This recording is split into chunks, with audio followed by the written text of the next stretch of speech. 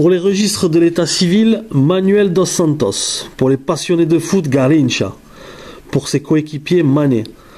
Saltimbanque du dribble de Botafogo ou de la Seleção championne du monde en 1958 et 1962, vagabond des rues et des nuits de Copacabana, l'un des personnages les plus aimés du Brésil, l'une des histoires les plus tristes du foot mondial. Son art du contre-pied, du frein brutal, des passements de jambes enflammait le Maracanã. Sa jambe droite tordue vers l'extérieur qui crochetait d'invisibles adversaires à chaque pas paraît ses exploits d'une auréole surnaturelle. La fin pitoyable de cet homme rongé par l'alcool a jeté un voile de tristesse et un sentiment de culpabilité sur tout le Brésil qui n'a pas réussi à sauver son idole. En 1995, la plus extraordinaire biographie jamais consacrée à un joueur de foot, œuvre de l'écrivain brésilien Rui Castro, a jeté une lumière édifiante sur les moindres détails de sa vie.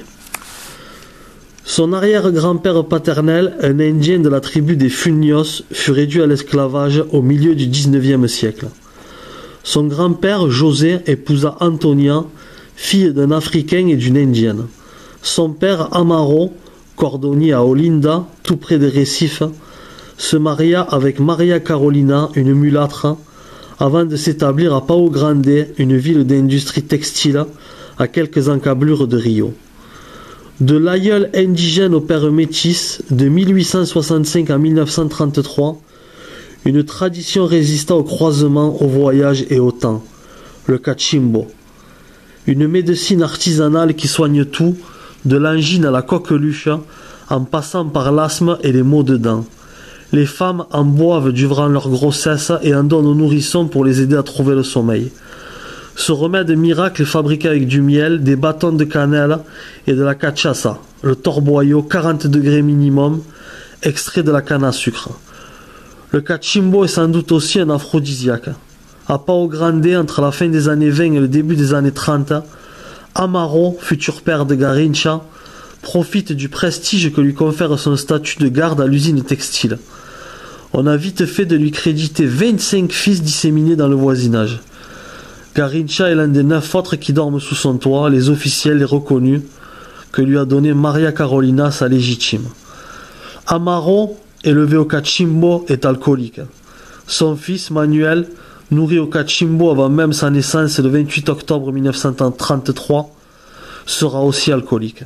Tragique et inéluctable. Le mythe de ce joueur hors norme est étroitement lié à ce nom de Garrincha que lui donne sa sœur Rosa quand il a 4 ans, en raison de sa petite taille. Dans le nord-est brésilien, un Garrincha est un moineau qui se nourrit d'insectes et ne survit pas à la captivité. Plus tard, ce sera la métaphore idéale pour raconter un joueur insaisissable et un personnage qui n'admet d'autres contraintes que son plaisir. En attendant, moins contemplatif que ne le voudra sa légende, Garrincha manifeste une habileté étonnante pour déquiller au lance-pierre les Garrinchas et tous les oiseaux qui s'aventurent dans son ciel. Un jour, il rentre à la maison avec 48 pièces abattues en une matinée. Plus tard, il apprend à les capturer. Garrincha commence à jouer au foot dans la poussière de sa rue. À 14 ans, il balaye les résidus de coton que crachent les machines à filet d'América Fabril. L'entreprise a aussi un club de foot, le SC Pau Grande. Ses dons de footballeur compensent son absentéisme et lui évitent le licenciement. Sa jambe droite tordue, qui invente une claudicante feinte de corps, lui permet d'échapper au service militaire. Volante, argentin recruteur du Vasco de Gama, refuse de le tester. Il s'est présenté sans chaussures. Le club de São Cristóvão lui concède 10 minutes d'essai, recalé. Gradin, entraîneur des juniors de Fluminense, l'ignore tout un après-midi. Mais Arachi, défenseur de Botafogo, le voit à Pau Grande dribbler la moitié de l'équipe adverse et le recommande à son club. En 1952, à 19 ans, Garrincha signe un contrat professionnel. Lors du premier entraînement, il inflige un petit pont à Nilton Santos. Pendant 10 ans, ses crochets, ses zigzags, ses coups de frein et ses buts permettent à Botafogo de se couvrir de gloire dans les championnats de Rio, 3 titres, et lors d'arrasantes tournées mondiales. Pendant une décennie, Garrincha est le coéquipier le plus facétieux du Brésil. Il lance des steaks d'un bout à l'autre d'une salle de restaurant. Il mélange les chaussures de ses partenaires dans le vestiaire avant le match. Il loue des chambres en douce dans les hôtels où l'équipe se concentre pour des rendez-vous galants arrosés du meilleur cognac. Entre deux matchs, il rend visite à Pao Grande aux filles que lui a données Nahir, sa première maîtresse. Chaque voyage est prétexte à jouer au foot dans le terrain vague, à trousser les femmes qui aiment les idoles et à de monumentales beuveries. L'empire des sens. En 1958, Garrincha gagne un premier titre de champion du monde en Suède. En 1959, il y revient en tournée avec Botafogo et il conçoit à la sauvette un fils qu'il ne connaîtra qu'en photo 16 ans plus tard. En mai 1959, au fait de sa gloire, Garrincha, ivre-mort au volant d'une voiture, renverse son père dans une rue de Pao Grande et tente de prendre la fuite. Les voisins menacent de le lyncher. Au Chili, lors du mondial 1962, il sort le grand jeu après la blessure de Pelé pour que la sélection conserve son titre. De cette Coupe du Monde date la photo qui illustre sans doute le mieux le respect qu'a inspiré Garrincha à ses adversaires. La vue aérienne le montre en train de dribbler au milieu de 8 joueurs mexicains. Quelques mois plus tard, le 15 décembre 1962, 146 287 spectateurs assistent au Maracanã à ses derniers exploits sous le maillot de Botafogo. Une victoire contre Flamengo 3-0, au cours de laquelle il marque 2 buts et réussit un festival de dribble en finale du championnat de Rio. Bientôt, il doit céder sa place au débutant Jairzinho. Bientôt, Rio montre du doigt l'idole qui abandonne femme et enfants pour filer le parfait amour avec Elsa Soares, chanteuse de Bossa Nova. Bientôt, une blessure au genou droit gâche la fin de sa carrière. Opéré des ménisques, il ne sera plus jamais le même. Il signe au Corinthians et Joao Havelange l'amène en Angleterre pour la World Cup 66. Un double échec. Son retour au terrain sous le maillot de Flamenco en 1969 en sera un autre. En 1971, il part vivre à Rome avec Elsa Soares. En Italie, il joue quelques matchs amicaux avec des équipes amateurs. On dit qu'il pourrait être engagé par un club français, le Red Star.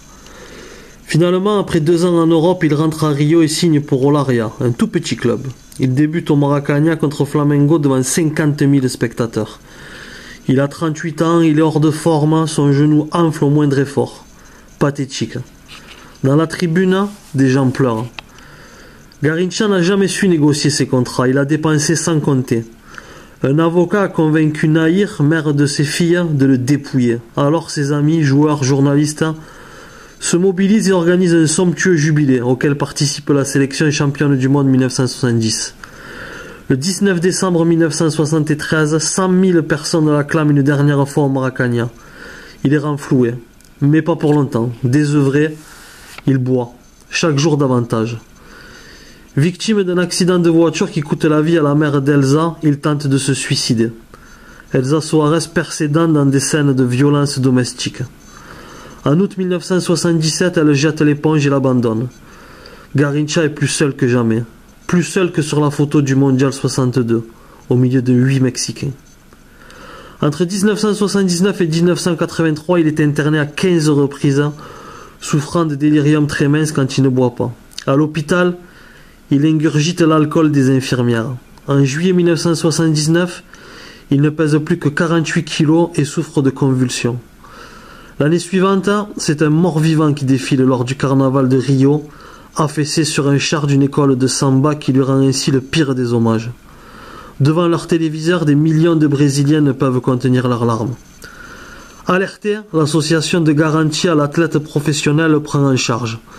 Une sévère cure de désintoxication, plusieurs matchs disputés avec l'équipe de l'association, dont un lever de rideau devant 140 000 personnes au Maracanã, éloignent un temps Garrincha de l'alcool. La CBF lui loue une maison en banlieue où il peut élever ses oiseaux. Le miracle dure 6 mois. Et il rechute.